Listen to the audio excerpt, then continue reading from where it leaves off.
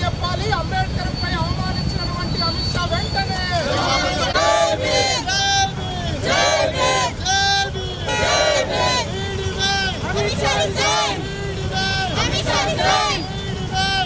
అందించి భారతదేశంలో సుస్థిర పాలన, ప్రజాశాంతి, ప్రజాభ్యుదయానికి మరి రాజ్యాంగాన్ని అందించినటువంటి బాబాసాహెబ్ గారిని అవమానించడం, అందులో పార్లమెంటులో మాట్లాడడం ప్రపంచ ప్రజలందరూ విన్నారు, చూసిర్రు. మరి దీనికి కారకులైనటువంటి కేంద్ర మంత్రి, బీజేపీ మంత్రి అమిత్ షా గారిని మరి రాజ్యాంగ వ్యతిరేకంగా మాట్లాడినట్టు తీసుకొని మరి వారి మీద రాజ్యాంగ వ్యతిరేక, రాజ్య వ్యతిరేక సెక్షన్లు బేషరతుగా నమోదు చేసి అరెస్ట్ చేసి రిమాండ్ చేయాల్సినటువంటి అవసరం ఉంది. అదేవిధంగా వారు రాజీనామా చేయాలి.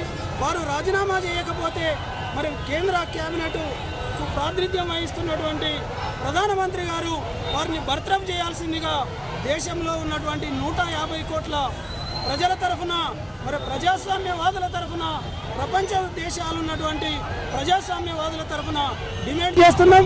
ఇవాళ ప్రపంచ దేశాలలో బంగ్లాదేశ్, పాకిస్తాన్ కాకుండా ఇతర దేశాలలో ప్రజా అశాంతి, మరి ప్రజా సుస్థిర పాలన లేకపోవడం, భారతదేశంలోనే ఇలా సుస్థిర పాలన అందించినటువంటి ఘనత రాజ్యాంగం నిర్మాత డాక్టర్ బాబాసాహెబ్ అంబేద్కర్ గారిది.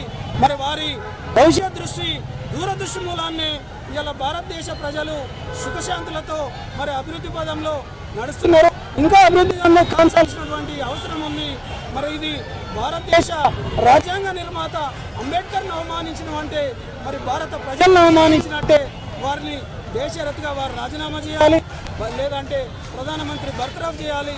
వారి మీద రాజ్య వ్యతిరేక సెక్షన్లు అయినటువంటి బిఎన్ఎస్ఎస్ఏ కానీ, ఐపీసీ కానీ, అదేవిధంగా ఉపా సెక్షన్లే కానీ నమోదు చేసి రిమాండ్ చేయాలని అవసరం ఉంది. లేదంటే ఆర్ఎస్ఎస్ దాని అనుబంధ సంస్థ అయినటువంటి బీజేపీని ప్రజలు రాబోయే రాష్ట్రాల కేంద్ర ఎన్నికలలో తగిన గుటపాఠం చెప్పాల్సిందిగా ప్రజల తరఫున విజ్ఞప్తి చేస్తున్నారు.